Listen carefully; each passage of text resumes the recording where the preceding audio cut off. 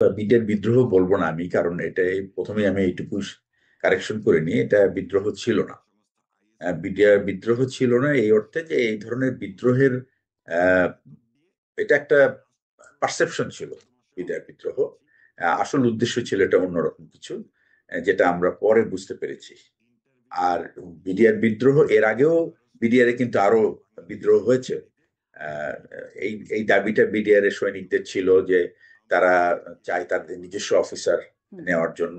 এবং এই প্রচেষ্টা কিন্তু প্রথমে শুরু হয়েছিল 1975 সালে, বাংলাদেশে যখন প্রথম ব্যাচটা নেওয়া হয়। বাংলাদেশ সেনাবাহিনীতে যখন কমিশন এর জন্য, যেটাকে বলে SSC 1, এই ব্যাচে কিন্তু অনেক অফিসার ছিল যাদেরকে বিডিআর এর জন্যই রিক্রুট করা হয়েছে।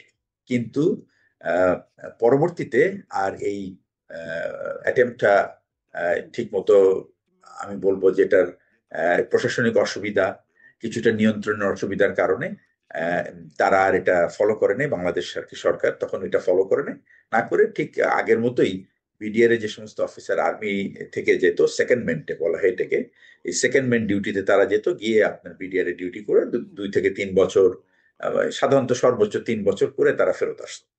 তো এটাই ছিল নর্মালি বাংলাদেশ সেনাবাহিনীর। সুতরাং এটা যে একটা নতুন কিছু তা কিন্তু না।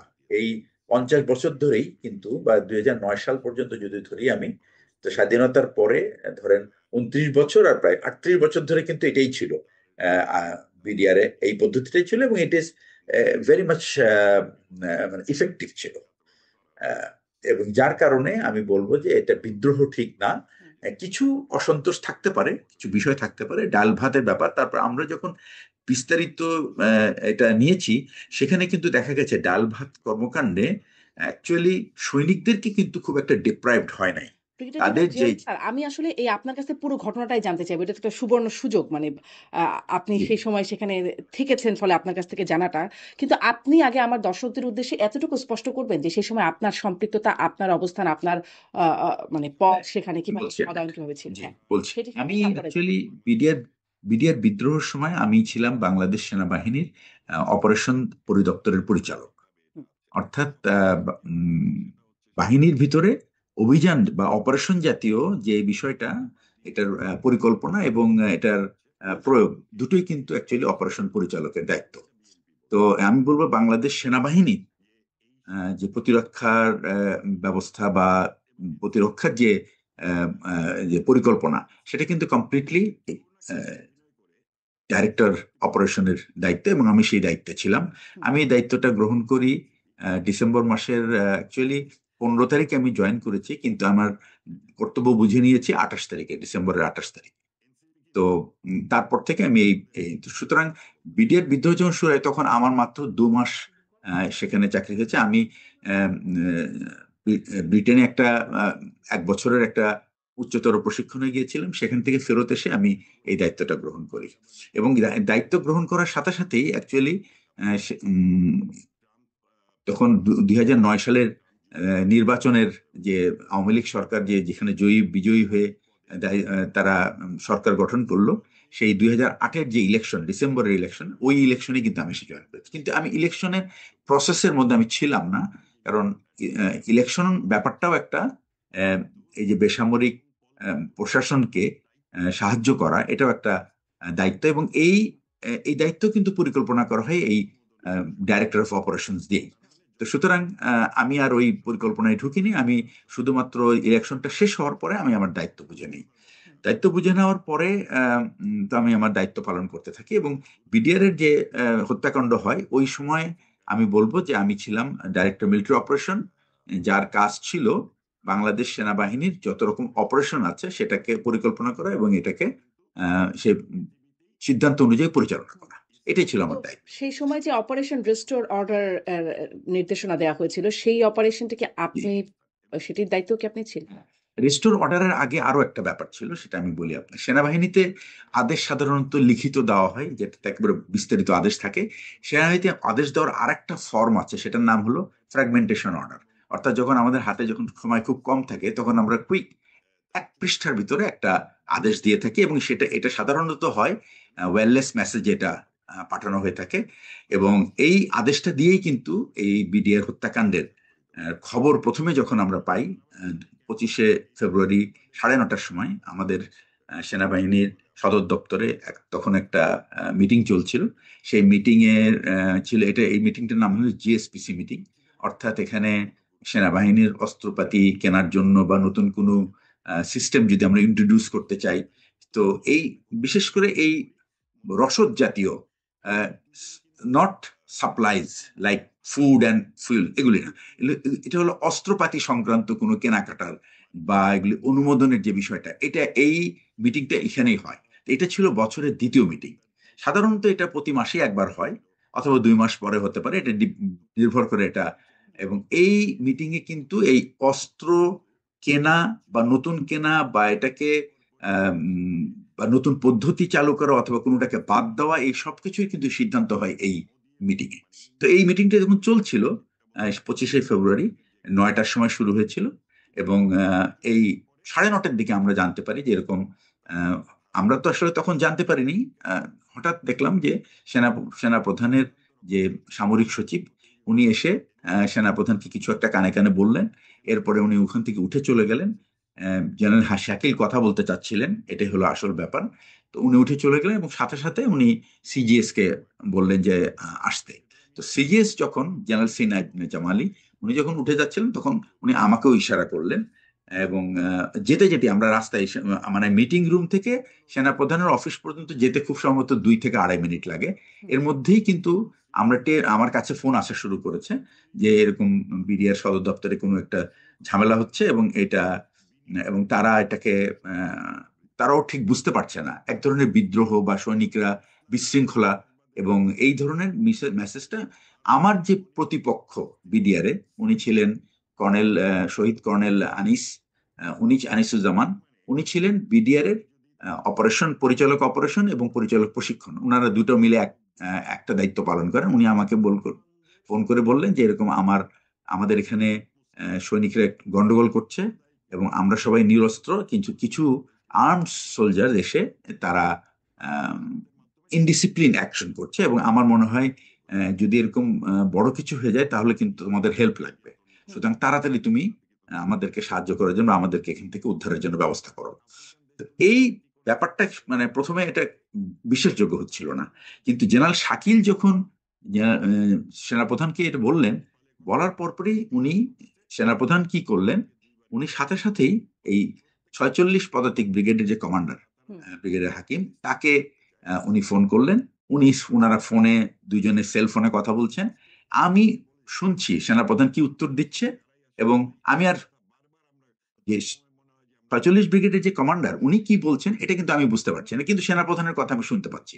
সেনাপ্রধান যেটা বলছেন যে তুমি বিডিআর পিলখানায় হয়তো কিছু সৈনিক গন্ডগোল করছে, তুমি গিয়ে দেখো সেখানে কি হচ্ছে।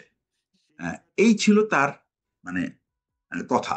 কিন্তু আমরা যখন ফোন আমাদের কাছে আসা শুরু করেছে বিভিন্ন লেভেল থেকে, আমাদের সহকর্মী যারা আছে সেখানে তারা ফোন করেছে, ডাইরেক্টর অপারেশন ফোন করেছে, এবং আরো 2-1 জন ফোন করছে, তখন আমরা বুঝতে পারছি যে এটা অ্যাকচুয়ালি এটা অত খুব একটা সাধারণ বিষয় না, এটার মধ্যে অন্য কিছু আছে।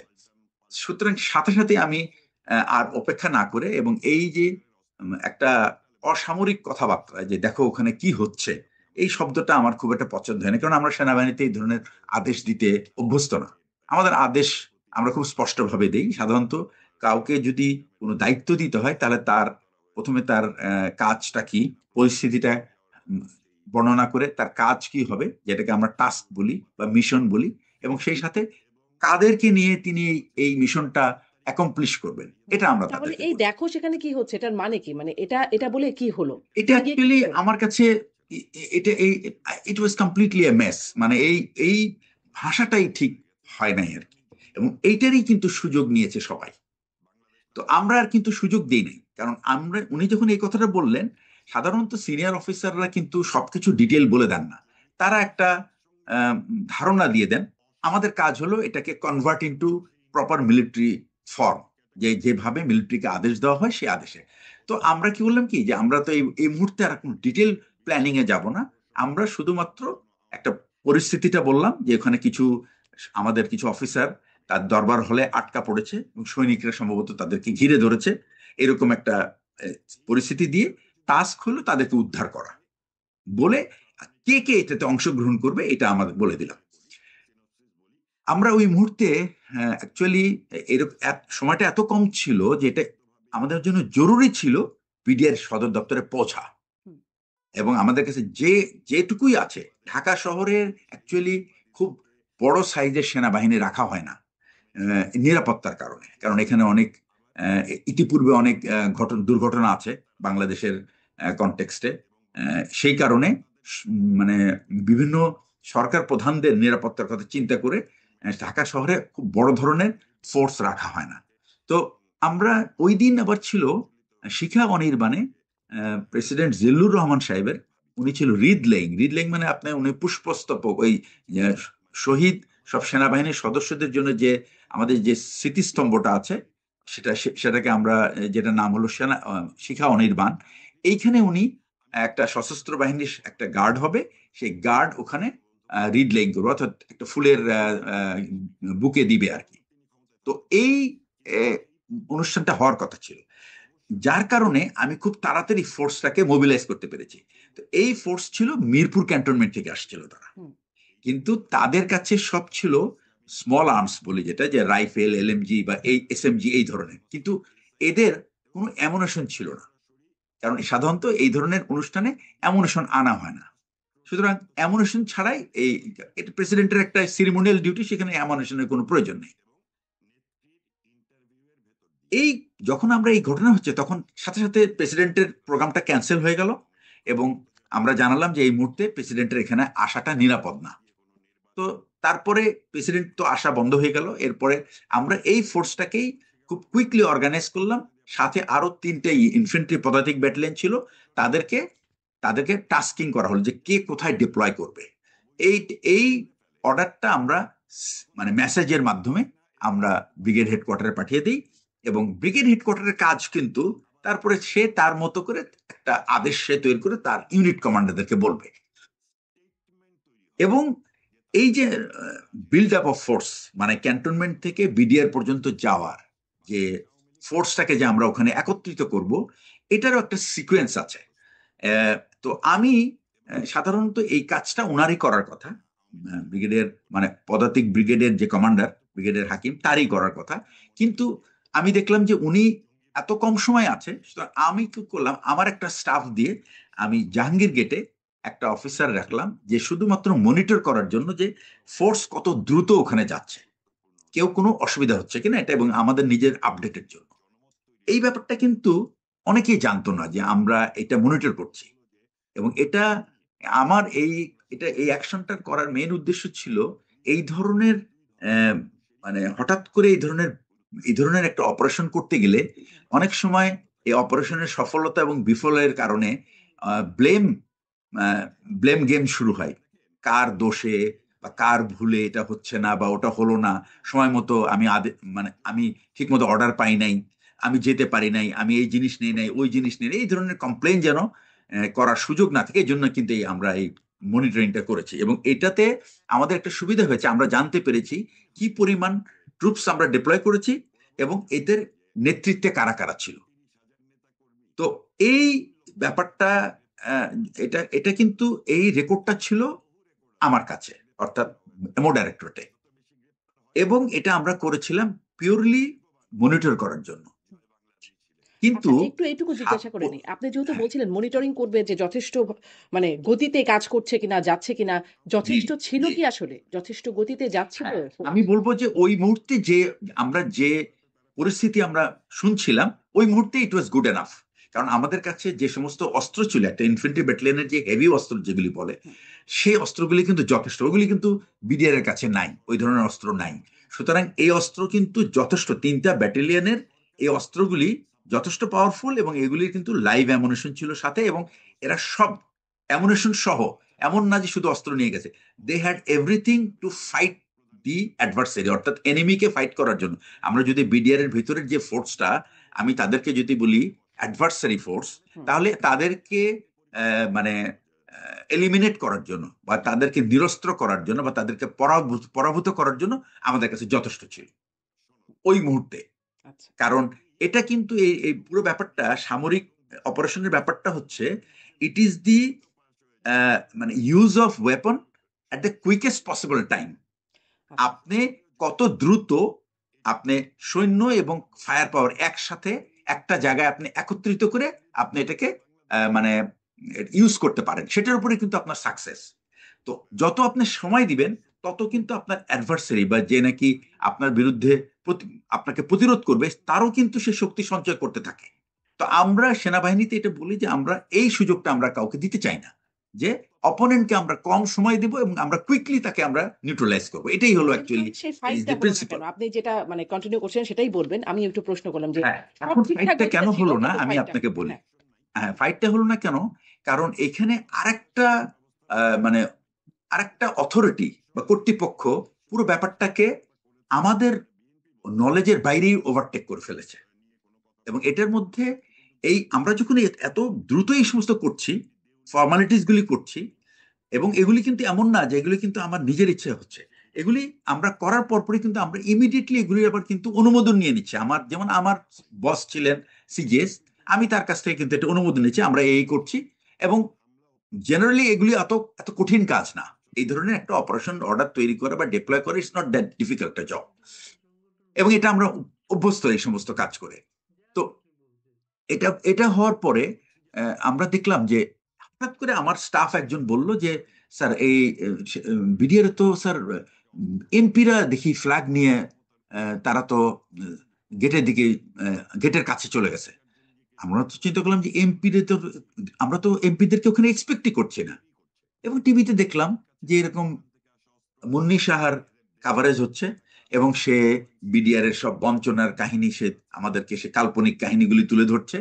এবং এবং সে চেষ্টা করছে বলার জন্য যে বিডিআর এর সৈনিকরা খুব মানে ক্ষুব্ধ এবং তাদের প্রতি অবিচার অন্যায় করা হচ্ছে দীর্ঘদিন থেকে, এবং যার কারণে আচ্ছা এখানে একটা কথা বলে রাখি যে সেটা হচ্ছে যে সেনাবাহিনীর যে সামারি ডিসপোজাল বলে একটা ব্যাপার আছে, যে সেনাবাহিনী বা এই ধরনের ডিসিপ্লিন বাহিনীতে কিন্তু অপরাধ করলে সাথে সাথে বিচার, একটা সংক্ষিপ্ত বিচারের একটা ব্যবস্থা আছে যেন এই অপরাধগুলি আর না ঘটে। এবং এগুলি কিন্তু খুবই আমি বলবো এটা ব্রিটিশ পিরিয়ড থেকে এটা চলে আসছে, এবং আমরা তাদের কাছ থেকে এটা ইনহেরিট করেছি। ইন্ডিয়ান আর্মিতে আছে, পাকিস্তান আর্মিতে আছে, আমাদের আর্মিতে হচ্ছে এই ধরনের সাবকন্টিনেন্টের, এবং এটা বিভিন্ন দেশের আর্মিতেই আছে সামারি সামারি ডিসপোজালের ব্যাপারটা, যে কেউ অপরাধ করলে, একটা সৈনিক যদি অপরাধ করে বা একটা এনসিও যদি অপরাধ করে, এবং এগুলি সব সাজা খুব খুব ছোট ধরনের সাজা, যেন এটা মেইনলি হলে এটা কুইক করা হয়, এবং অ্যাট দ্য সেম টাইম এটা যেন এটা নতুন করে আবার না হয়, রিকারেন্সটা বন্ধ করার জন্য।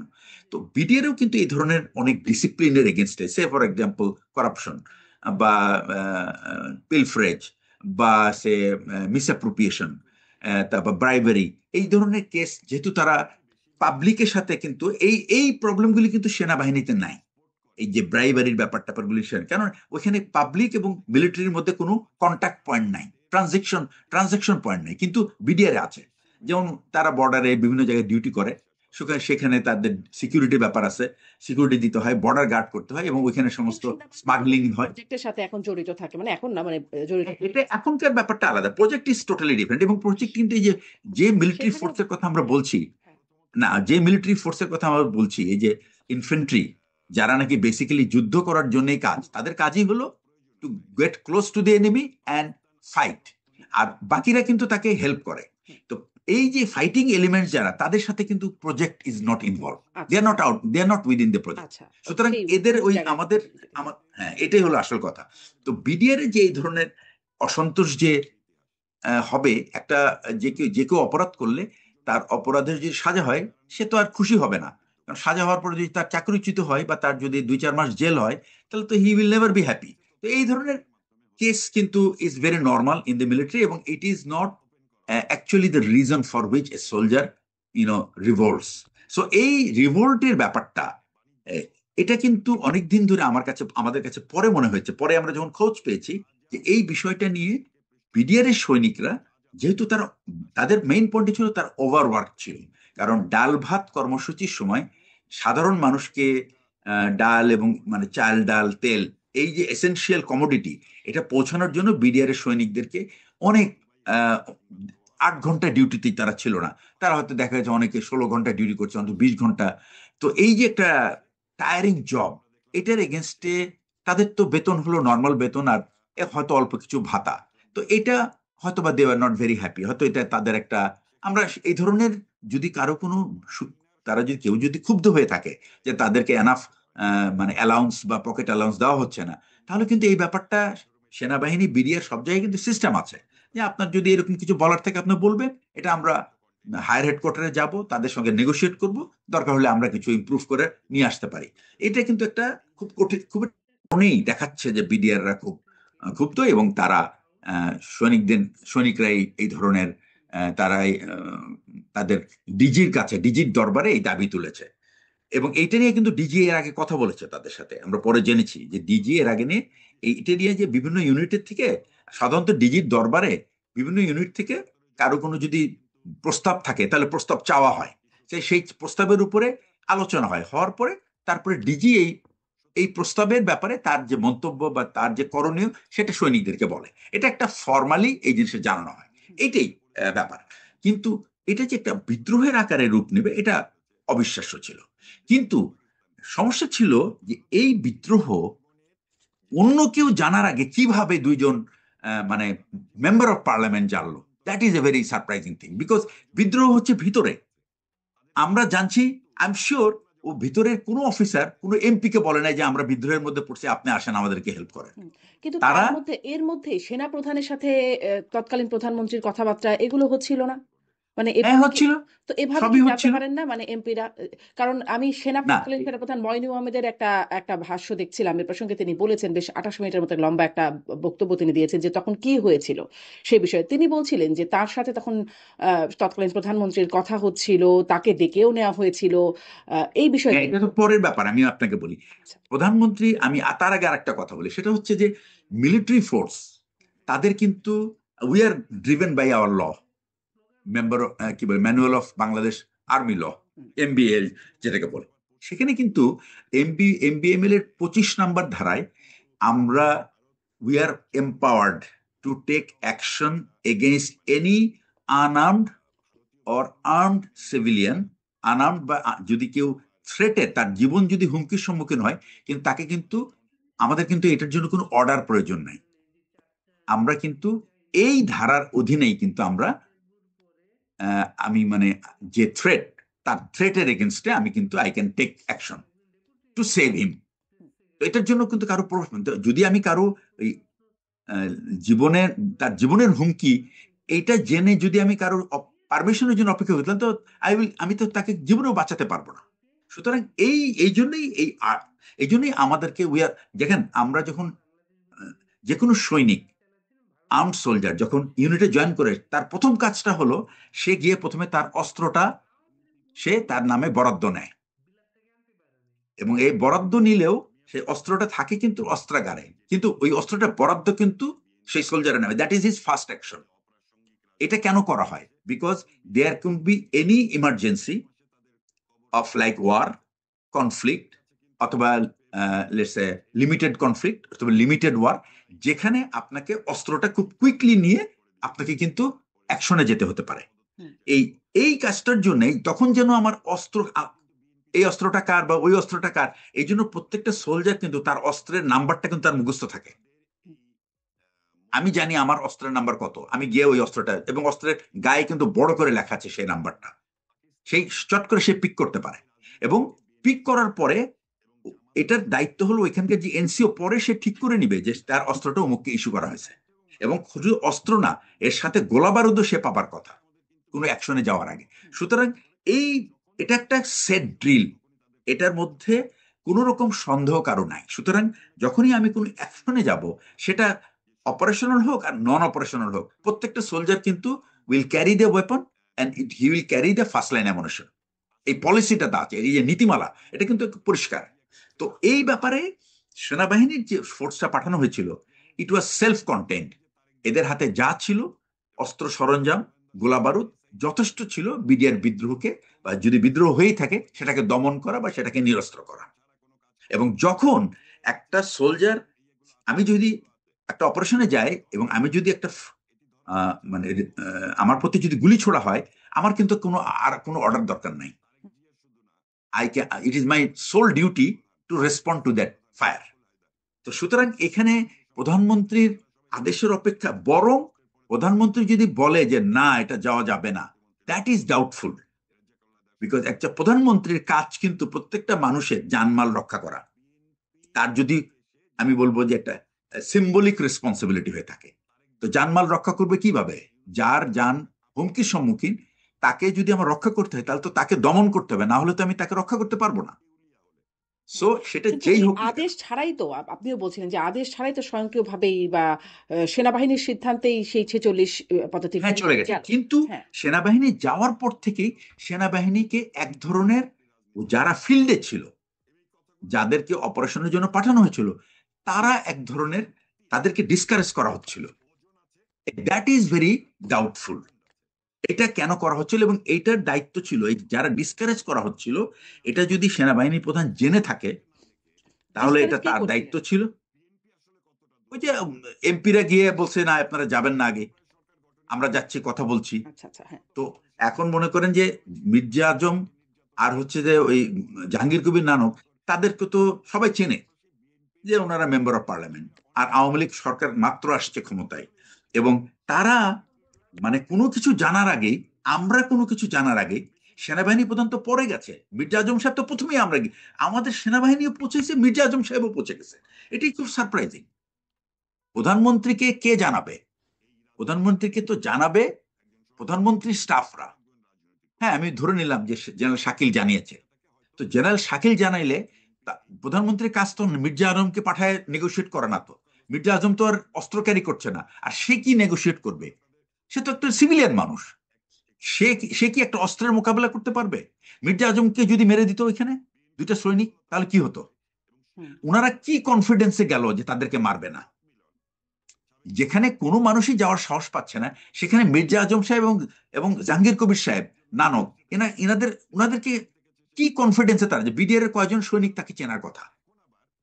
আমরা তো ধরেন পলিটিক্সের খোঁজ রাখি, সে চাকরি থাকতেও রাখি, সবাই রাখে, কিন্তু সৈনিকরা তো আর এত নলেজেবল হওয়ার কথা না। খুব খুব আনইউজুয়াল যে বাংলাদেশের কোন সৈনিক আপনি বলতে পারবেন না যে 300 এমপি কে চিনবে, কিন্তু আপনি অনেক অফিসার পাবেন তারা হয়তো 200 থেকে 250 এমপি কে চিনে ফেলবে। তারা নাম বলে যে হ্যাঁ আমি জানি ওই এলাকার মানুষ।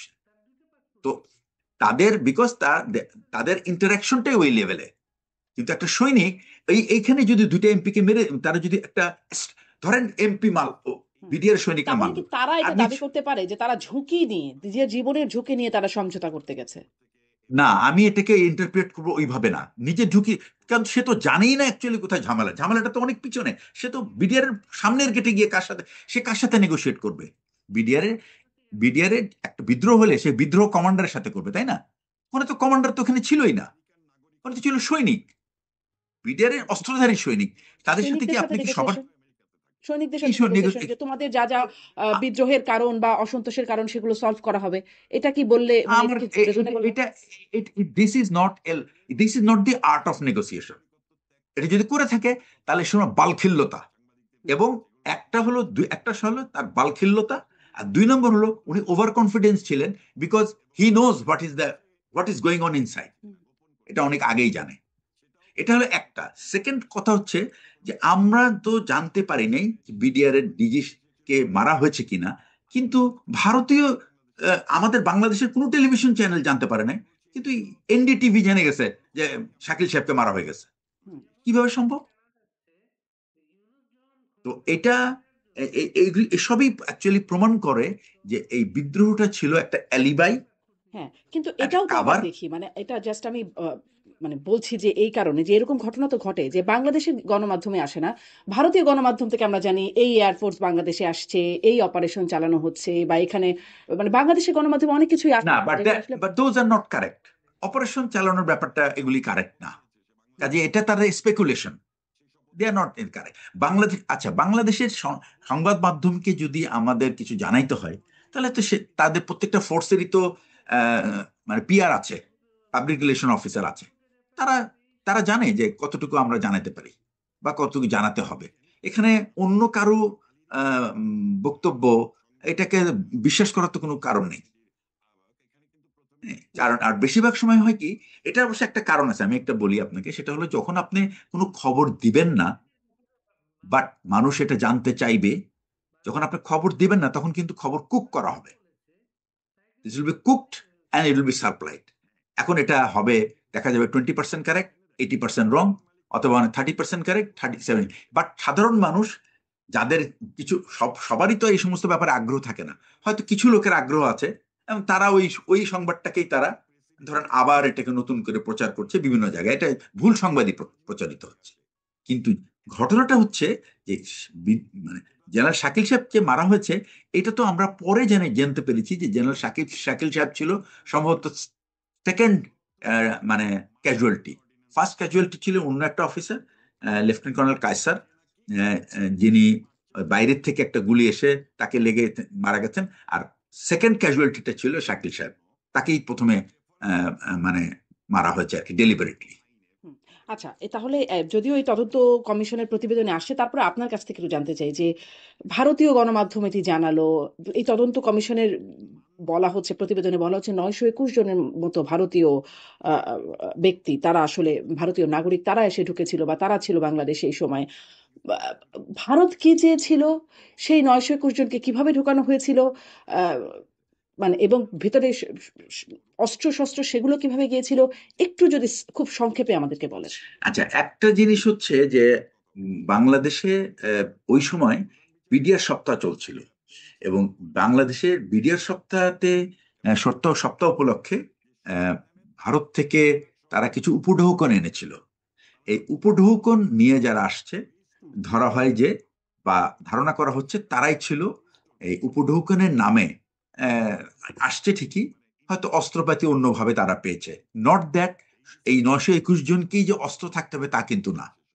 বিকজ আপনি বিডিআর এর ভিতরে যেহেতু আহ, একটা কথা হচ্ছে যে ওখানে কিন্তু বিডিআর যারা বিদ্রোহ করেছে তাদের কিন্তু একটা একটা গ্রুপ ছিল, তারা মুখে গামছা টামছা বেঁধেছিল। প্রশ্ন হচ্ছে, সে তার এই ডিমান্ডটা যদি লেজিটিমেট হয়, তাহলে সে গামছা বাঁধবে কেন? গামছা বাঁধার কথা না তো। যেন তার মানে পরবর্তীতে তাকে কার, শনাক্ত করে ব্যবস্থা না নেওয়া হয় তার বিরুদ্ধে। না ব্যবস্থা প্রথম কথা হচ্ছে, তাহলে তার তার মানে কি শুরুতেই কি উদ্দেশ্যই ছিল কিল করা? ব্যাপারটা বুঝতে পেরেছেন তো?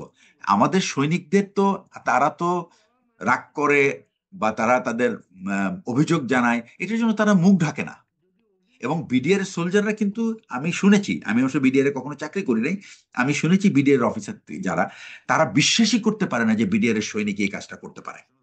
তারা বলে অসম্ভব, কারণ বিডিআর এর সৈনিকরা সেনাবাহিনীর সৈনিকের থেকেও তারা বেশি লয়াল এবং বেশি ডিসিপ্লিন। এটা তাদের বক্তব্য, আমার বক্তব্য না। আমি জাস্ট আমার বন্ধু বান্ধব, আমার সহকর্মী যারা বিডিআর এ ছিল, যারা দীর্ঘদিন বিভিন্ন সময় বিডিআর চাকরি করেছে, তারা কোনোভাবেই বিশ্বাস করতে চায় না। এজন্য কি, মানে এটারই একটা যুক্তি কি এরকম হতে পারে, এজন্যই তারা বেশি লয়াল, বেশি ডিসিপ্লিন, ফলে তাদের যে অ্যাগ্রেশন, যখন তারা ক্ষুব্ধ হলো বেশি তারা অ্যাগ্রেসিভ হয়ে উঠলো? না, না, না, এটা অ্যাকচুয়ালি ক্ষুব্ধ হওয়ার ব্যাপারটা, প্রথম কথা হলো যারা লয়াল হয়, আমি আপনাকে আমার ব্যক্তিগত অভিজ্ঞতা থেকে বলছি, আমরা কিন্তু আমাদের সৈনিকদেরকে ট্রেনিং দেওয়ার সময় কিন্তু আমরা খুব টাফ ট্রেনিং দিই, নিজেরাও ইনভলভ থাকি, সৈনিকদেরকেও টাফ করি। এবং এই টাফ ট্রেনিং কোনো লোকই কিন্তু পছন্দ করবে না, হুম। সেই অফিসার হোক আর সৈনিক হোক, যেই হোক। But at the end of the day, এই ট্রেনিং এর জন্য কিন্তু কোনো সৈনিক, কোনো officer, they don't take revenge on their bosses. It is not in the military culture. কারণ মিলিটারি কালচারের ব্যাপারটা গড়েই ওঠে খুব শুরু থেকেই এভাবেই, এবং এটা বিডিআরও আছে, আর্মিতেও আছে। বিডিআর এর সোলজার এবং আর্মির সোলজার যে ট্রেনিং, তাহলে কি আপনি যেটা, মনে করেন যে তারা বিডিআর সদস্য ছিলেন না, যারা আসলে হত্যাকাণ্ডে না, ছিলেন? আমি 200% sure that they were not BDR soldiers. এবং বিডিআর সোলজাররা, আমরা তো পরে, আমি কিন্তু আবার এই ঘটনার পরে কিন্তু আমি দীর্ঘদিন বিডিআর সোলজার যারা নাকি অপরাধী হিসেবে যাদেরকে ধরা হয়েছিল, আমি কিন্তু তাদেরকে তাদের গার্ডের দায়িত্ব ছিল আমাদের, কারণ জেলখানায় এদেরকে নেওয়া যাচ্ছিল না। তো আমরা প্রত্যেকটা ইউনিটকেই আমরা একটা জেলখানা বানিয়েছিলাম, বিভিন্ন রকম বারবেড ওয়্যাট ওয়্যাট দিয়ে, কনসেন্ট্রেশন ক্যাম্পের মতো। মানে বেসিক্যালি প্রোটেক্টিভ ক্যাম্প, কনসেন্ট্রেশন বলবো না, প্রোটেক্টিভ ক্যাম্প। তারা লাইনেই থাকতো, কিন্তু তারা ওই এরিয়ার বাইরে যেতে পারতো না।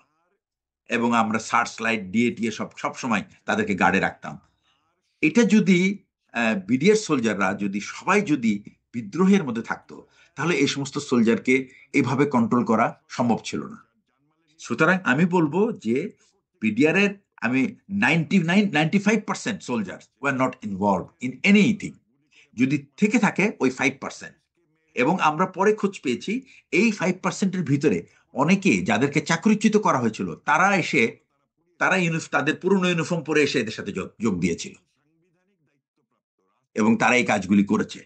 কারণ একটা যদি ডিসস্যাটিসফাইড মাইন্ড যদি বাইরে থাকে, এই এই সমস্ত সুযোগ তারা নেবে এরকম তাদের প্রতিশোধগুলি নেওয়ার জন্য।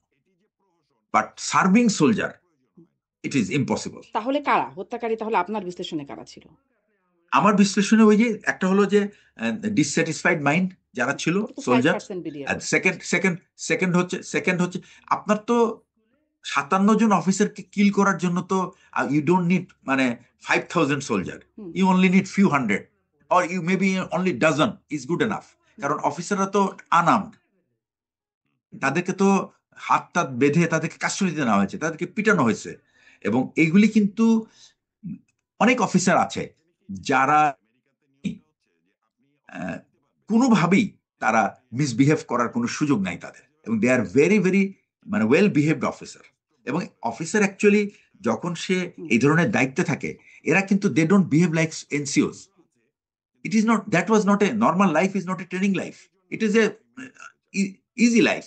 তো এইখানে সে অফিসারদের উপরে এত মানে আমি বলবো ক্ষুব্ধ হয়ে বা তাদের উপরে জি।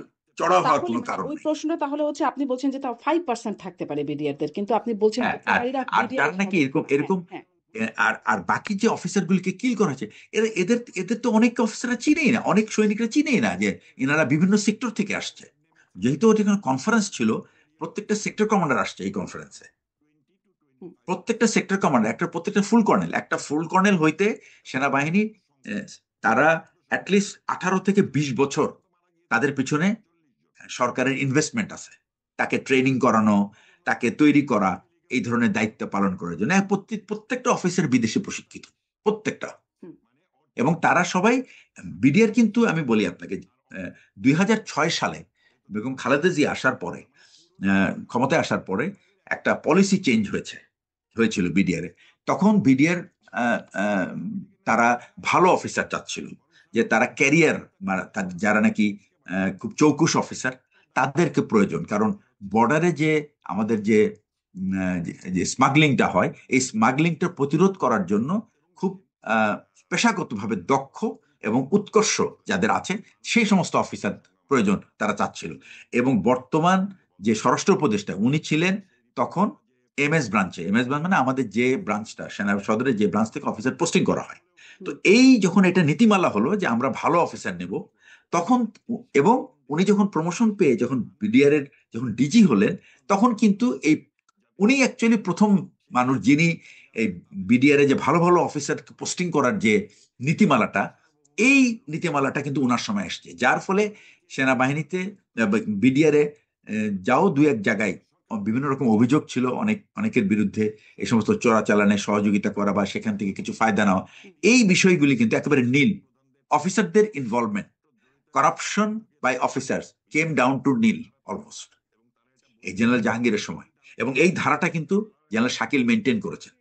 সুতরাং যদি বলা হয় যে বিডিআর এর ডাল ভাত কার্যক্রমের কারণে অফিসাররা দুর্নীতি করেছে এবং এর দিয়ে সৈনিকদেরকে বঞ্চিত করেছে, এটা কমপ্লিটলি একটা মিথ্যা, এবং এটার মধ্যে কোনো রকম সত্যতা নাই, তাহলে ওই নট প্রশ্নটা ইভেন রয়ে গেল, ওয়ান কিন্তু ওই পার্সেন্ট প্রশ্নটা রয়ে গেল, হত্যাকারী তাহলে কারা? বিডিআর এর ওই 5% আরো কেউ, আচ্ছা, নাকি এখানে শুধু আমি বলি 5%? আপনাকে, খুব সংক্ষেপে, না কারণ আরো ফাইভ অনেকগুলো পার্সেন্ট না, প্রশ্ন আমি আপনার কাছে আপনাকে করতে বলি পারি। হ্যাঁ। ব্যাপারটা। এই হত্যাকারী কারা আমি আপনাকে বলি। সেটা হচ্ছে যে আমাদের সাথে আমাদের এর আগে 2001 সাল থেকে এই 2006 সালের মধ্যে দুইবার বর্ডারে আমাদের একটা ভারতের সাথে একটা যুদ্ধ পরিস্থিতি সৃষ্টি হয়েছিল দুই বর্ডার ফোর্সের মধ্যে। এবং এটা মেইনলি সাধারণত এই ধরনের ছোটখাটো ঝামেলা প্রায়ই হয়ে থাকে। এই ধরেন কাঁটাতারের বেড়ার পাশে এসে তারা নতুন বেড়া তৈরি করছে, হুম, অথবা এর মধ্যে একটা ছিল আপনার সিলেটে আর একটা ছিল রৌমারীতে। তো এই দুইটা জায়গায় আহ, স্বাধীনতা যুদ্ধে 71-এ একটা আহ, নদীর ভিতরে একটা ক্যাম্প করা হয়েছিল। সেই নদী ভেঙে ওই ক্যাম্পটা আপনার ভারতের অংশে চলে যায়। তো অ্যাকচুয়ালি কিন্তু এটা বাংলাদেশের অংশ, কিন্তু ভারত ওইটা দখল করেছিল বহুদিন। পরে যখন এই যে জেনারেল জাহাঙ্গীর সাহেব যখন স্বরাষ্ট্র উপদেষ্টা যখন ডিজি ছিলেন, তখন উনি এটার আহ, যখন সার্ভে করে দেখে যে যে জায়গাটা ভারতীয়রা দখল করে আছে ওইটা কিন্তু আসলে বাংলাদেশের অংশ। তো যেহেতু ওটা ওনারা ওরা বাউন্ডারি দিয়ে রাখছিল শুধু, কিন্তু ফিজিক্যালি দখল করে নাই। তো একদিন বাংলাদেশের মানে বিডিআর গিয়ে ওই তাদের যে জায়গাটা, সেই জায়গাটায় তারা একটা ক্যাম্প করেছে। করার পরে এই যে তো তারা খুব ক্ষুব্ধ যে তাদের জায়গা এটা নিয়েছে। তো এই এটার একটা প্রতিশোধ নেওয়ার জন্য ওইখানে আহ, কিছু তারা সোলজার, ব্রাহ্মণবাড়িয়া এলাকায় তারা সোলজার বাংলাদেশের ভিতর ঢুকে যায়। ঢুকে যাওয়ার পরে ওখানে বোধহয় গোলাগুলি হয়েছে, হওয়ার পরে কিছু অফিসার বা তাদের সৈনিক মারা গেছে। এটা হলো একটা। এবং যেটা হয়তো নিউজ মিডিয়াতে কোথাও আসে নাই, কিন্তু পরে এটা প্যাচ আপ হয়েছে এবং এ ভুলটা করেছিল ভারতীয় বাহিনী। তারা মানে বাংলাদেশের সীমানার ভিতরে ঢুকে গেছে। এবং বাংলাদেশের ভিতরে সীমানার ভিতরে যদি ঢুকে যে কেউ জায়গা দখল করার চেষ্টা করে, এটা তো বিডিআর এর দায়িত্ব তাকে প্রতিহত করা। সো তারা প্রতিহত করেছে এবং এই রাত্রেবেলা অন্ধকারের মধ্যে কিছু সৈনিক ক্যাজুয়ালিটি হয়েছে বা দুই একজন অফিসারও মারা যেতে পারে। এটা হলো একটা। এবং পরে যখন এটা ফ্ল্যাগ মিটিং হয়ে যখন এটা সেটেল হয়েছে, তখন দেখা যায় একটু ভুলটা ছিল তাদের। ঠিক একইভাবে রৌমারিতেও কিন্তু এই কাজটা করেছিল। এবং ওইখানে রৌমারিতে 2001 সালে যখন হয়েছে, তখন এটা বাংলাদেশের যে বিডিআর এর মানে বিএসএফ এর আহ, যারা আছে তারা প্রায়ই ওই ইন্টারন্যাশনাল বাউন্ডারি ক্রস করে ভিতরে আসে, এসে ওই বাংলাদেশের মানুষের ধান টান কেটে নিয়ে চলে যায়। তো এটা একটা খুব নর্মাল সিনারিও। তো ওই সময় হচ্ছে কি, শীতের দিনে ওরা ওই যে ধান কাটার জন্য ভিতরে ঢুকছে, কিন্তু ওরা বুঝতে পারে নাই যে ওরা অ্যাকচুয়ালি অন্ধকার ছিল। ওরা ঢুকে গেছে বাংলাদেশের অনেক ভিতরে এবং একটা বিডিআর ক্যাম্পের পাশে। এই খবরটা ওই ক্ষেতের যারা জমিতে যারা কাজ করে অনেক ভোরে, তখন তারা টের পেয়েছে যে এরকম ইন্ডিয়ান মানে বিএসএফ ঢুকে হয়েছে ভিতরে। এটা বিডিআর কে বলছে যে ইন্ডিয়ান কিন্তু অনেক ইন্ডিয়ান বিএসএফ ভিতরে ঢুকে গেছে, আপনারা তাড়াতাড়ি পজিশন নেন, না হলে কিন্তু আপনাদের জায়গাটাকে দখল করে ফেলবে, এরকম একটা কিছু। তো যার ফলে যে ওই রাত্রেবেলা তারা চাতের দিক থেকে ট্র্যাপড হয়ে গেছে এবং ওই ফায়ার খোলার ফলে ওখানে বেশ একটা বড় ক্যাজুয়ালিটি হয়েছে। তো এই দুইটা ক্যাজুয়ালিটি ইন্ডিয়ানরা তারা কখনো এটা মেনে নিতে পারে না, এবং এটার প্রতিশোধ তারা সুযোগ খুঁজছিল। এবং এই 2008 সালে বা 2009 সালে 25 ফেব্রুয়ারি ছিল সেই সুযোগ। কারণ এই ঘটনাগুলো 2001-এর পরে হচ্ছে খালেদা জিয়ার গভর্নমেন্ট আসছে, এবং বিডিআর কিন্তু কখনোই এই 5 বছর বাংলাদেশের মানে বিএসএফ কখনোই বাংলাদেশ বিডিআর এর সাথে কোনোদিন মানে পেরে ওঠে নাই। কারণ বিডিআর কে তখন বিডিআর এর প্রতি তার বিডিআররা একটা নীতি গ্রহণ করেছিল যে আমাদের এদিকে যদি কোনো সময় ফায়ার করা হয়, আমরা কিন্তু তাদেরকে ফায়ার করব। যার ফলে মানে বিডিআর এবং বিএসএফ তারা একেবারে একে অপরের দিকে মানে বিডিআর কখনো চোখ নামিয়ে কথা বলে নাই, সোজা কথা। যদি বাংলাদেশের একটা মানুষকে তারা অহেতুক মেরেছে, তো এটার জন্য কিন্তু তাদেরকে আহ, তার পাল্টা জবাব দিয়েছে বিডিআর। তো এই যে এই যে বিহেভিয়ারটা, এটা প্রতিশোধ ইন্ডিয়া নিতে তারা এই কাজটা করলো, মানে ওই দুইটা ঘটনার একটা প্রতিশোধ নিতে তারা করলো, তো প্রতিশোধ নিতে এই 57 জন সেনা কর্মকর্তাকে তারা মানে এটাকে র্যান্ডম মেরে ফেললো নাকি তাদের না, কোনো টার্গেট? এটা 57 জন সিলেক্ট করে নাই, তারা একটা ম্যাসাকার করে। এটা হলো এটাতে দুইটা জিনিস দেখেন আপনি। একটা হচ্ছে যে প্রথমে বিডিআর কে তাদের মনোবলকে একেবারে পুরো ভেঙে দেওয়া। কারণ এতগুলি অফিসার, এত বড় একটা ইনসিডেন্ট, এবং এই যে অবিশ্বাস যে তৈরি হয়ে গেল যে একটা অথরিটির সাথে সোলজারদের যে একটা ইউনিট, তো অ্যাকচুয়ালি একটা ফোর্স ক্যানট ফাংশন যখন অফিসার এবং সৈনিকের মধ্যে যে মিসট্রাস্ট হয়, তখন এটা ফাংশন করতে পারে না। তো এই যে মিসট্রাস্টটা তৈরি হলো, এই mistrust has damage the entire force and it has weaken them. তো শুধু তাই না, এই অফিসারগুলি কিন্তু গেছে আর্মি থেকে। সো আর্মির একটা বড় অংশের একটা অফিসার, এই যে প্রায় 13-14 জন ফুল কর্নেল, 2 জন ব্রিগেডিয়ার, একজন major general, so many lieutenant colonels and majors, এগুলো তো বিরাট অ্যাসেট। হঠাৎ করে এটা খালি হয়ে যাওয়া তো মানে চারটিখানি কথা না, ইটস এ হিউজ লস। তো এই যে মানসিক প্রেশার, এই যে একটা mental pressure on the entire force, এবং এটাতে পুরো ফোর্সের যে বিশ্বাসের জায়গাটা একটা হুম, চিড়, এটা খুব সহজে রিপেয়ার খুব কষ্টকর ছিল। জি। বলা হয় বাট যে এখন চৌকস বেছে বেছে চৌকস কর্মকর্তাদেরকে পাঠানো হয়েছিল সেখানে। হ্যাঁ, আহ, বেছে বেছে পাঠান। এটার আরেকটা ব্যাপার আছে, এগুলো আমরা পরে ইনকোয়ারি করে দেখেছি যে যে সমস্ত অফিসারদেরকে টার্গেট করা হয়েছিল তারা বিভিন্নভাবে আহ, যেমন ওখানে আমার কয়েকজন কলিগ ছিল যারা র্যাবে ছিল, এবং র্যাবে থাকা অবস্থায় যে জেএমবি, যে বাংলা ভাইয়ের যে একটা উত্থান হয়েছিল, এদেরকে দমন করার জন্য র্যাব একটা খুব সাকসেসফুল ছিল। এবং র্যাবের কয়েকটা অফিসার তারা দিনরাত পরিশ্রম করে এই বাংলা ভাইয়ের বাহিনীটাকে দমন করেছে। তো বাংলা ভাইয়ের যে ব্রাদার ইন ল, এটা হলো ওই মির্জা আজম, সে ছিল বাংলা ভাইয়ের মানে তার বোনের হাজবেন্ড। তো এটা এই প্রতিশোধটা কিন্তু একেবারে পুরো পারিবারিক পর্যায়ে। কিন্তু গুলজার, এই কর্নেল গুলজার যিনি ছিলেন এই এই অপারেশনের নেতৃত্ব দিয়েছিলেন এই বাংলা ভাইকে ধরার ব্যাপারে, সারা বাংলাদেশের কিন্তু পুরো অপারেশনটা কিন্তু কন্ডাক্ট করছে গুলজার। গুলজার, এমদাদ, দুইটা এমদাদ ছিল, দুইজনই কিন্তু র্যাবে ছিল।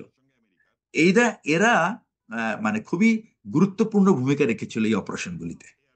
এবং এরা হয়ে গেছিল এই সমস্ত সন্ত্রাসী এবং বাংলা ভাইদের, মানে যারা আত্মীয় স্বজন, তাদের টার্গেট। হুম, তো যখন একটা মানুষ যখন কমন টার্গেট হয় তিন চার জনের, ভারতেরও কমন টার্গেট, ওইদিকে বাংলা ভাইয়েরও টার্গেট, তারপর সন্ত্রাসীদেরও টার্গেট, তখন তো তাকে আহ, মানে এলিমিনেট করা খুব সহজ কাজ, মানে খুব কঠিন কাজ না। আর এখানে সবচেয়ে বেশি আমরা আমাদের কাছে খারাপ লেগেছে যে তার মানে কি কয়েকজন কমন টার্গেট ছিল আর বাকিরা র্যান্ডম ছিল? র্যান্ডম কিছু ছিল, কোলাটারাল ড্যামেজ, আর কিছু ছিল একবারে পুরো টার্গেটেড কিলিং। আচ্ছা। তো সেই টার্গেটের মধ্যে এরাই মানে আপনি বলছিলেন বর্তমান স্বরাষ্ট্র উপদেষ্টা যিনি তিনি আসলে সেই সময় গুরুত্বপূর্ণ ভূমিকা তার আগে পালন করেছিলেন। মানে আরো কর্মকর্তারা ছিলেন। শুধু এই কজনই টার্গেটেড হলেন? মানে এটা কি কমন টার্গেট হবার কারণ? মানে আর কেউ টার্গেটেড হলেন না কেন? আরো যারা চৌকস এটা অ্যাকচুয়ালি কর্মকর্তা ছিলেন? মানে যেহেতু এই সমস্ত যারা অপরাধী ছিল, এরাও কিন্তু আস্তে আস্তে এদেরকে কিন্তু মানে বিদায়, দুনিয়া থেকে বিদায় করে দেওয়া হয়েছে বিভিন্ন ভাবে। যেমন ইন্টারোগেশনের নামে, বিকজ এই যে পুরো ঘটনার প্ল্যানিং এ কিন্তু কিছু অল্প কিছু লোক ছিল। এবং যখন ইন্টারোগেশন শুরু হলো, এই যে এদেরকে মানে বিদ্রোহটা দমনের পরে যখন প্রশ্ন করা শুরু হলো, তখন কিন্তু অফিসাররা বের করতে পেরেছিল যে চার পাঁচটা অফিসার ছিল যারা খুব সিরিয়াসলি, খুব কষ্ট করে এই তথ্যগুলি বের করেছে যে কারা কারা প্ল্যানিং এ ইনভলভ ছিল। যারা বের করেছিল যে এই শেখ সেলিম, তারপর তাপস, এরা যে মিটিং করেছে বিডিআর এর ভিতরে কোন কোন সৈনিকদের সাথে কিভাবে করেছে, তো এগুলি যখন এই সমস্ত সৈনিকরা যখন এগুলি বলে দিয়েছে, এই সৈনিকদেরকে কিন্তু একেবারে মানে ইন্টারোগেশনের নামে ওই সরিয়ে নিয়ে যেয়ে তারপর কিন্তু এদেরকে মেরে ফেলা হয়েছে। এবং এগুলি কিন্তু আর ফেরত আসে নাই। মনে করেন যে এদের সবাইকে ধরা হয়েছে, সাসপেক্ট ধরে ধরে আমরা ইন্টারোগেশন করেছি, ইন্টারোগেশন করে খবর বের করা হচ্ছে, করার পরে ধরেন এক জায়গায় জমা করা হলো, তারপরে ওখান থেকে বলা হলো যে আরো ইনভেস্টিগেশন করতে হবে বলে সরায় নিয়ে চলে গেল, ইয়ে বাস they have just kill them, তো এভিডেন্সটাই কিন্তু আমার চলে গেল। মানে আমার অপরাধী তো হারালামই, সেই সাথে অপরাধীর সাথে যারা জড়িত ছিল এই সমস্ত সবকিছু কিন্তু আমরা ওই একজনের, এরকম ভাবে কিন্তু অনেক বিডিআর সোলজারদেরকে কিন্তু মেরে ফেলা হয়েছে। হুম, এবং এটা খুব ডেলিবারেটলি করা হয়েছে যেন বিডিআর এর যে যে আহ, এই হত্যাকাণ্ডের মূল পরিকল্পনাকারী যারা, হুম। তারা যেন কখনোই লোক সম্মুখে যেন না আসে। এই যে এভিডেন্স এভাবে কিন্তু নষ্ট করে দেয়া হলো, মানে সাক্ষীও নষ্ট জি, করে দেয়া হলো, এটি এখন বর্তমান যে তদন্ত কমিশন তারাও বলছে, তদন্ত কমিশনের প্রধানের বক্তব্য শুনছিলাম যে 16 বছর আগের অনেক এভিডেন্স নষ্ট করা হয়েছে, কিন্তু তখন 16 বছর আগে তখন তো তদন্ত কমিশন গঠিত হয়েছিল, তো যার নেতৃত্বে ছিলেন বর্তমান স্বরাষ্ট্র উপদেষ্টা। তখন কেন না, কিছু হলো? উনি ছিলেন না, এটা উনি ছিলেন সরকারের দেওয়া না। ওখানে তদন্ত হয়েছে দুইটা। একটা হলো সেনাবাহিনী তদন্ত করেছে, সেনাবাহিনী তদন্ত করেছে যে কি কারণে বিদ্রোহটা হয়েছে এবং কারা কারা এই সমস্ত হত্যাকাণ্ডে জড়িত, এটা বের করার জন্য। তো সেনাবাহিনী যখন তদন্ত করে তখন এটা কিন্তু সেনাবাহিনী প্রধানের আদেশে হয়, এখানে সরকার ইজ নট ইনভলভ। হুম, এই জাহাঙ্গীর সাহেব ছিলেন স্বরাষ্ট্র উপদেষ্টা, ছিলেন সেই তদন্ত কমিটির চেয়ারম্যান। এবং তার কিন্তু কর্মপরিধি কমেছে, উনি তো আর কারো কাছে পৌঁছতে পারেন নাই। ওনার তদন্ত ছিল সেনাবাহিনীর সদরের ভিতরে, সেনাবাহিনীর থেকে যে সমস্ত অফিসার গেছে, যারা বেঁচে ছিল তাদের হয়তো সাক্ষী নিয়েছে, বা যারা যারা এই অভিযান পরিচালনা করেছে, কেন হয় না এগুলি কারণ সে বের করেছে। কিন্তু যেটা নাকি সরকারের কমিশন ছিল, সরকার কিন্তু কমিশন করেনি, সরকার করেছিল কমিটি। কমিটি এবং কমিশনের মধ্যে অনেক পার্থক্য আছে। কমিটিটার কিন্তু সে তার কর্মপরিধি কিন্তু খুব কম এবং তার ক্ষমতাও কম, সে যে কাউকে ডাকতে পারে না এভিডেন্সের জন্য। কিন্তু যেমন এই কমিশন, তারা যে কাউকে ডাকতে পারতো, তারা সেনাপ্রধানের সাক্ষী নিয়েছে, নৌবাহিনী প্রধানের সাক্ষী নিয়েছে, যত হচ্ছে রিটায়ার সবাইকে, সবার কাছে তারা পৌঁছাতে পারে, কারণ এটার ক্ষমতা ছিল অনেক অনেক, মানে এটা অনেকটা এই যে যিনি নাকি কমিশনের প্রধান ছিলেন, উনার স্ট্যাটাসটা ছিল উনি অ্যাপিলেট ডিভিশনের জাস্টিসের স্ট্যাটাস, বাকি সবাই হলো হাইকোর্টের বিচারপতিদের স্ট্যাটাস। তার মানে আপনি বুঝতে পারছেন যে এদের লেভেলটা কত। কিন্তু ওইটা ছিল কমিটি, সচিব কমিটি। সচিব তো আর সে মন্ত্রীকে ডাকার সাহসই পাবে না। এখানে ইনভলভ ছিল যে পলিটিশিয়ান গুলি, তাদেরকে তো ডাকা হয়নি, এবং নির্দেশ ছিল সরকারের এরা কেউ সাক্ষী দিতে যাবে না। সুতরাং কমিটির তো কাজ সব। এখন বরং আমি মনে করি যে এই কমিটিকে এখন ডাকা উচিত, এই কমিশনের রিপোর্ট অনুযায়ী তোমরা কেন তোমাদের কাজ করতে পারো নাই সেটা বলো। এটা কিন্তু অলরেডি বলেছে তারা, এই কমিশন কিন্তু বের করেছে যে তারা কেন তাদের কাজগুলি ঠিক মতো করে নাই, এই কাজগুলি তারা এই কি কি তাদের লিমিটেশন ছিল এটা তারা বলেছে। কিন্তু সেনাবাহিনীর যে কমিটি তারাও কেন তাদের কাজটা করলো না?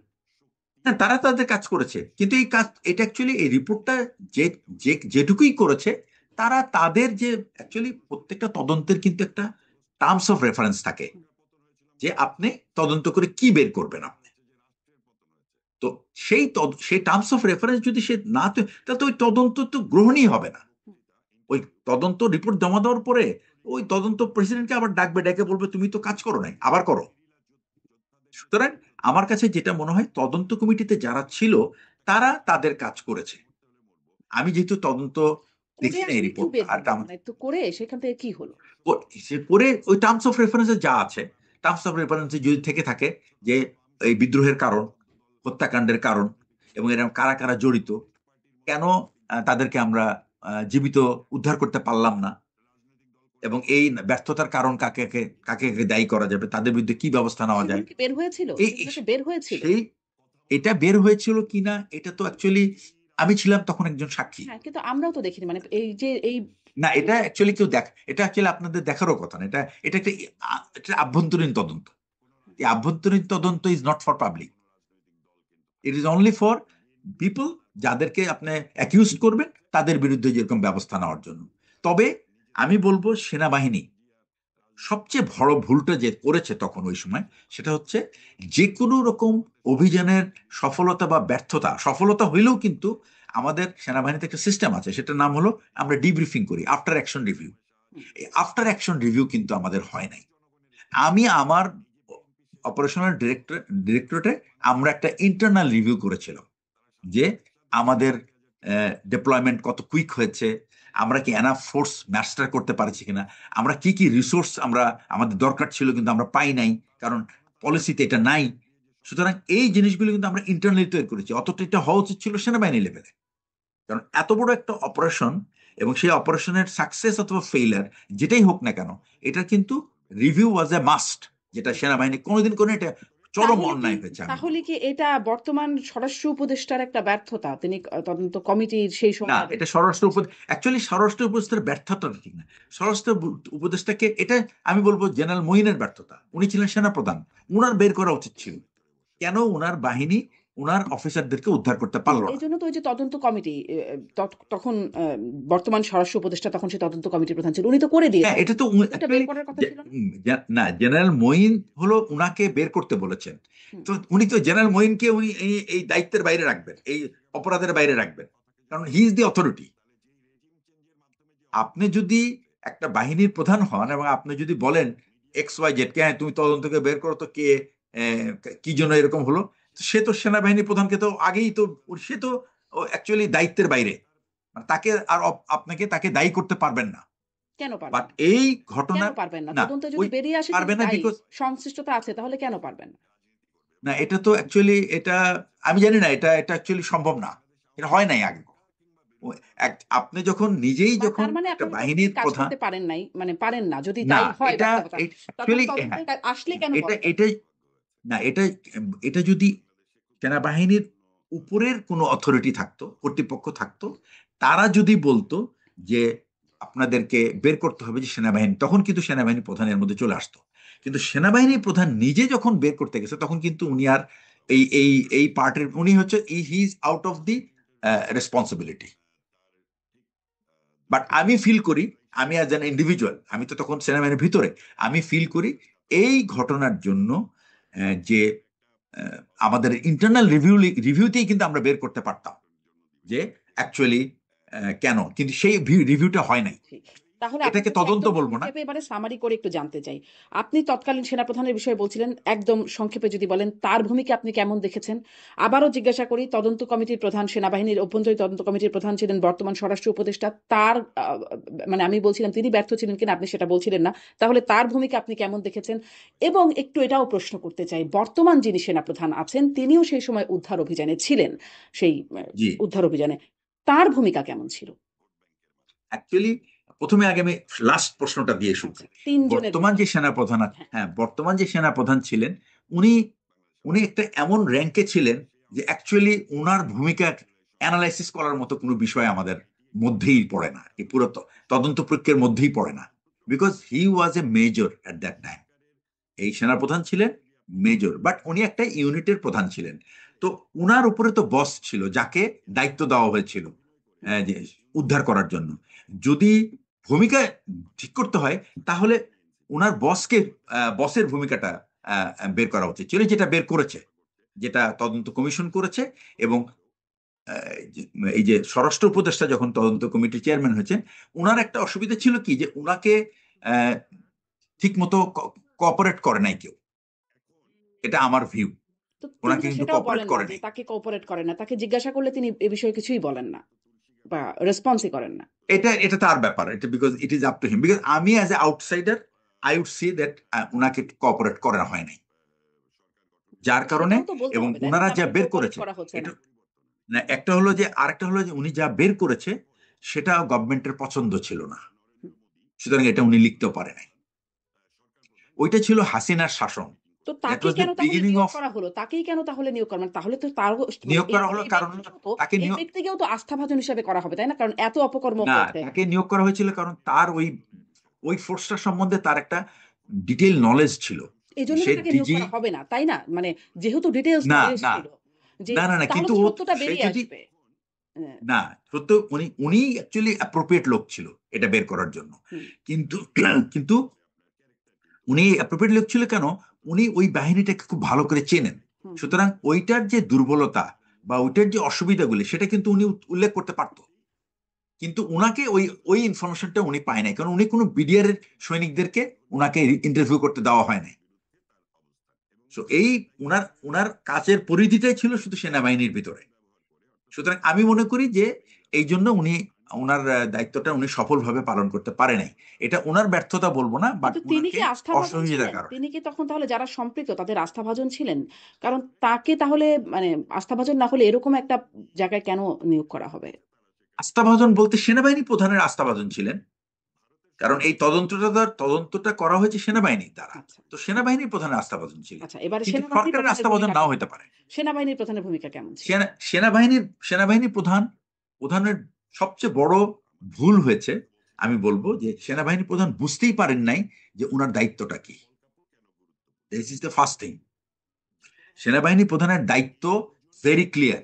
আর একটা জিনিস হলো, সেনাবাহিনীতে এই ধরনের এই লেভেলে যখন কোনো সিদ্ধান্ত গ্রহণ করা হয়, তখন কিন্তু আমাদের একটা নিজস্ব পদ্ধতি, যেমন ডিসিশন মেকিং প্রসেস, এটা একটা একাডেমিক এক্সারসাইজ আমরা করি, যে আমরা কিভাবে এই একটা সিদ্ধান্তে উপনীত হব। এই উপনীত হওয়ার জন্য কিন্তু খুব বেশি ডেটা দরকার নাই। এটার মধ্যে কোনো রকেট সায়েন্স না, এটা কিন্তু কমপ্লিটলি কমন সেন্স। এই কমন সেন্স হলো, ওনার যে পিএসও যারা আছেন তাদের সাথে উনি একটা ইন্টারনাল খুব কুইক কনফারেন্সে কিন্তু বা কুইক মিটিং এ কিন্তু জিনিসগুলি খুব সহজ হয়ে যেত, যেটা উনি করেন নাই। আর সবচেয়ে বড় কথা হলো, হি ওয়াজ লাইক কিং কর্তব্য বিমূঢ়। হুম। মানে তাহলে তার উনি ভুল এই ছিল বা সমস্ত, ব্যর্থতা ছিল। তার মানে তিনি অপরাধী ছিলেন না। এটা আপনার বক্তব্য হ্যাঁ, নাকি? ভুল তো একটা বিরাট অপরাধ। ভুল অপরাধ হবে না কেন? ভুল তো অপরাধ। মানে আপনি তো, হি ইজ নট এ, সে তো একটা মানে চুনোপুটি অফিসার না। He is holding the responsibility, সারা আর্মির রিসোর্স তার কাছে, ওনার একটা পুরো ডিভিশন একটা হাতের কাছে ছিল, আধা ঘন্টার মধ্যে চলে আসতে পারে, উনি তো কিছুই করেন নাই। এটা কি তার ইচ্ছাকৃত নাকি ওই যে তার মানে তার ভুল ব্যর্থতা? আমি বলবো যে তার মানে চরম অপরিপক্কতা, চরম অপরিপক্কতা, এটা চরমের থেকে আর খারাপ কোনো শব্দ আমার মুখে আসে না। অ্যাটলিস্ট ওনার ওনার যে অবস্থা, maturity, absolutely it is just unacceptable. আচ্ছা আচ্ছা, আপনি তিনজনের ভূমিকার কথা জিজ্ঞাসা করছিলাম। তার অপরিপক্কতা আনএক্সেপ্টেবল বলছেন। আর বর্তমান স্বরাষ্ট্র উপদেষ্টা, যিনি সেই সময় তদন্ত কমিটির প্রধান ছিল, হ্যাঁ, ওনাকে উনি তাকে সহযোগিতা তিনি পায় না। সহযোগিতা পান নাই। আর বর্তমান সেনাপ্রধান তিনি জি। আসলে জায়গায় ছিলেন না তার যথেষ্ট। তার অ্যাকচুয়ালি তাকে তার তার জবাবদিহিতা করার কোনো স্কোপই নাই, বিকজ উনি ছিলেন কিন্তু একটা তিনি এখন ইউনিটের বলছেন, প্রধান। তিনি এখন এই হত্যাকাণ্ডের প্রসঙ্গেই কথা বলতে তিনি রাওয়া ক্লাবে একটা আয়োজনে বলছিলেন যে বিডিআর সেনারাই, মানে বিডিআর সৈনিকরাই, তারাই এই হত্যাকাণ্ডের সাথে জড়িত, এখানে সেনা কর্মকর্তাদের সংশ্লিষ্টতা নাই। এবং তিনি বলছিলেন যে এটা যেই বিচার কার্যক্রম চলছে সেটা সেভাবে চলতে দেওয়া হবে, এখানে একটা full stop, no if no but, হ্যাঁ, এই এরকম একটা অ্যাকচুয়ালি কথা হ্যাঁ, বলতেন। রাইট, এটা হ্যাঁ, একটা কমপ্লিটলি, আমি আমার personal view, it was an immature conclusion. He himself knows that there are other forces involved. He all বাংলাদেশের সমস্ত অফিসার জানে, এবং উনি সেনাপ্রধানের, এখন উনি সেনাপ্রধান, উনি যদি বলে যে উনি বোঝেন না, that is share lie. So আমি বলবো এটা একটা তো তিনি ইম্যাচিউর কেন মিথ্যা এক্সপ্রেশন বলছেন? ছিল। তিনি কেন মিথ্যা বলছেন? না, মিথ্যা বলবো না, আমি বলবো এটা একটা ইম্যাচিউর কনক্লুশন। কারণ উনি যেখানে যে ফোরামে কথা বলছিলেন, ওইখানে কিন্তু 100% অফিসারের কিন্তু তাদের সাইকোলজি ওনার বোঝার কথা, যে বিডিআর এর যে ইনসিডেন্টটা হয়েছে, ইটস অ্যান, এটা কি বলবো আপনার, এটা একটা লাইফ লং স্কার, এটা কোনোদিন মুছবে না। এটা যদি কোনো মিলিটারি অফিসার যদি বলে যে এটা আমরা ভুলে যাবো এক সময়, impossible, nobody will forget it. এটা প্রতিটা 25শে ফেব্রুয়ারি কেন, প্রতি মুহূর্তে এটা প্রত্যেকটা অফিসারের মনে সব সময় এটা দগদগে ঘা। তাহলে এবং সেনাপ্রধান কেন এটা এখানে কোন ফুল স্টপ দিতে চাচ্ছেন? Only he knows. সেই জন্য আমি বললাম যে ইট ওয়াজ এ প্রিম্যাচিউর, আমি বলবো premature and very immature conclusion to say it is full stop. Most wise opinion should have been, let's dig into it and find out what is the reason. Because আপনাকে কিন্তু বুঝতে হবে, when you are a head of a, you are a service chief, you need to understand the sentiment of the officers also. জি, কিন্তু ডিগ করে তো আসলে অনেক কিছু অনেক সময় বের হয়, পরে আবার দেখা যায় সেই ডিগিংটা ভুল ছিল, নতুন করে ডিগিং হয়, সেই ডিগিংও ভুল হয়। না, মানে এটা অ্যাকচুয়ালি শোনেন, আমি যদি এখন আমি আপনি যদি যদি জিজ্ঞাসা করি প্রসিডিউর যে এই ডিগিং এর পরবর্তী আসলে কনসিকুয়েন্স বা এই ডিগিং এর পর কি, হ্যাঁ, এই প্রতিবেদনের এটা পর? আছে, কনসিকুয়েন্স আছে। কনসিকুয়েন্স আছে মানে কি, যেমন বিডিআর হত্যাকাণ্ডের জন্য প্রচুর লোক জেলে আটকা আছে, তারা বিচারাধীন। কমিশন কিন্তু বের করেছে যে কারা এই বিডিআর হত্যাকাণ্ডের মাস্টারমাইন্ড। হুম। তারা কিন্তু বিডিআর হত্যাকাণ্ডের, তাদের তাদের বিরুদ্ধে কোনো বিচারিক প্রক্রিয়া শুরু হয় নাই। এই যে লোকগুলি যারা যারা নাকি নির্দোষ ছিল, তারা যে এই যে বছরের পর বছর তাদের জীবন ধ্বংস হয়ে গেছে, এবং এটা কিন্তু কি কেন হয়েছে, ওই যে সরকারের নির্দেশ যে রাজনৈতিক কোনো ব্যক্তিবর্গকে প্রশ্নের সম্মুখীন করা যাবে না, whereas they are the mastermind। এটা তো বের করেছে তারা। কেন বের করেছে? তারা তো মানে কয়েকশো মানুষের ইয়ে নিয়েছে, আপনার হচ্ছে যে ইন্টারভিউ করেছে, এবং তারা কোনো বাধা দেয় নাই। তারা বলেছে আপনার যা খুশি আপনি বলেন, বিকজ তাদের হাত পা বাধা ছিল না। সুতরাং মানুষ তারা যে জানে, এভিডেন্স সহ তারা দিয়েছে। এই যে মামলার যে কার্যক্রম, এই যে মামলার যে কার্যক্রম চললো, সেখানে অনেক আমি যেটা বলি আপনাকে, অনেক, সেখানে মনে হয় সম্ভবত 92,000 পাতার মানে প্রতিবেদন সম্ভবত সেখানে কি যেন একটা পড়েছে। বেশিরভাগ ছিল সাজানো।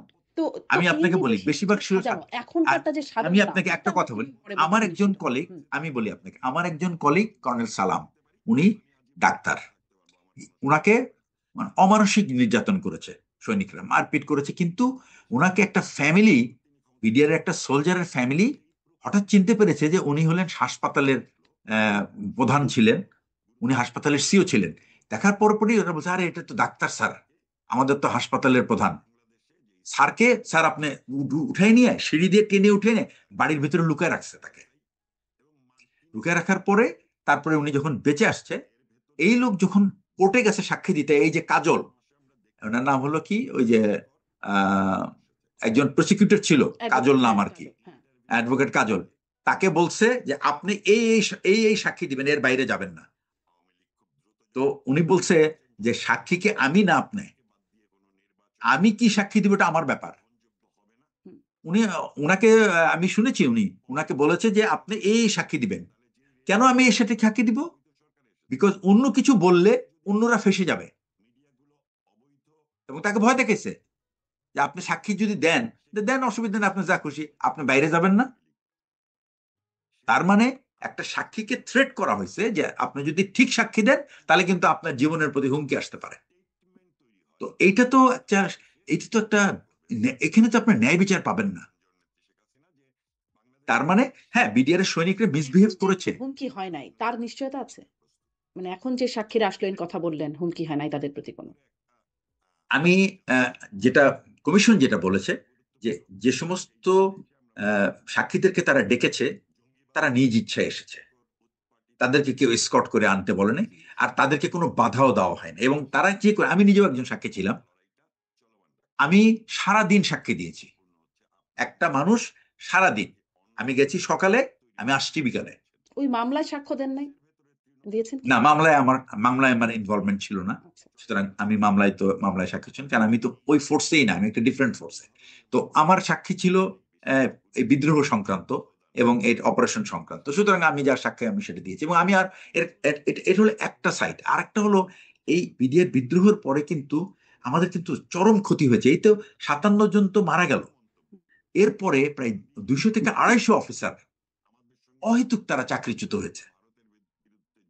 কারা চাকরিচ্যুত হয়েছে? যারা তাদের তাদের এই সহকর্মীদের জন্য যাদের কষ্ট সবচেয়ে বেশি ছিল, তারা আবেগী হয়েছিল, তারা চিৎকার চেঁচামেচি করছে, তারা বিচার চেয়েছে। তো এই ব্যাপারটা কিন্তু সরকার কিন্তু গ্রহণ করতে পারে নাই, এবং যার ফলে এদেরকে কিন্তু খুবই মানে, আমি নিজেও একটা শিকার। আমি 5 বছর আগে আমার চাকরি, এবং আমি বিডিআর বিদ্রোহের পর থেকেই আমাকে এরকম থ্রেট দেওয়া হচ্ছিল that I will lose my job any time. কে দিচ্ছিল থ্রেট? এটা বিভিন্নভাবে আমার কাছে খবর এসেছে যে আর সরকার তোমাকে চাকরিচ্যুত করার সুযোগ খুঁজছে। সো কোনো কারণ নাই। আমার বন্ধু যে নাকি আর্টিলারি ব্রিগেড কমান্ডার ছিল, তাকে আপনার 5 মাস পরে চাকরি থেকে বের করে দিছে। তার চাকরি ছিল আরো 4.5 বছর। এরকম অনেক। আমরা ফোর্থ লং কোর্সের সোর্ড অফ অনার, আমাদের সোর্ড অফ অনার বলা হয় যে ক্যাডেট, সে সবচেয়ে বেস্ট ক্যাডেট আর কি একটা অফ কোর্সের, উনাকে আর আমি একই দিনে আমরা চাকরিচ্যুত, একই অর্ডারে। 16 লং কোর্সের সোর্ড অফ অনার, উনি ওই দিনই চাকরিচ্যুত। বাংলাদেশ আর্মি থেকে ব্রাইটেস্ট অফিসারকে জাস্ট মানে বিদায় করে দেওয়া হচ্ছে সেনাবাহিনী থেকে। কারণ এই অফিসারগুলি যারা, আমি সবসময় এই কথাটা বলি যে অফিসার মেধাবী, তার একটা স্বকীয়তা আছে। সে কখনো তার স্বকীয়তা সে বিসর্জন দেবে না। সে কখনো সে সবসময় যদি একটা ভুল কাজ দেখে, এটার জন্য সে মাথা উঁচু করে দাঁড়াবে। জি, কিন্তু ধরেন বর্তমান সেনাপ্রধান যে ফুল স্টপ দেবার কথা বললেন, no if no but, full stop, এবং আপনি যেটাকে বলছেন যে এটি খুব মানে আপনার পছন্দনীয় কোনো বক্তব্য হচ্ছে না, শিয়ার লাই। এটা আমার না, শুধু ওখানে যারা ছিলেন কেউ কিন্তু পছন্দ করেন না কিন্তু এই ব্যাপারটা। সেনাবাহিনীর বা সেনা সদস্যদের এখন বর্তমানে যারা চাকুরিরত, তাদের মানে তাদের এত আস্থাভাজন কেন সেনাপ্রধান? নাকি আসলে আস্থাভাজন না, যেটা আসলে বাইরে থেকে শোনা যায়? অ্যাকচুয়ালি সেনাপ্রধান ব্যক্তিগতভাবে তো উনি ভদ্র মানুষ, উনি ভদ্র, এবং উনি খুবই উনি পূর্ববর্তী সেনাপ্রধানদের তুলনায় আমি বলবো, এর আগে ছিলেন শফিউদ্দিন সাহেব, তার আগে ছিলেন আজিজ সাহেব, সেনাপ্রধান আমাদের জানা মতো অত্যন্ত সৎ, তার ব্যক্তিগত সততা আছে, চারিত্রিক সততা আছে, এবং সে ব্যক্তিগতভাবে খুব ভদ্র।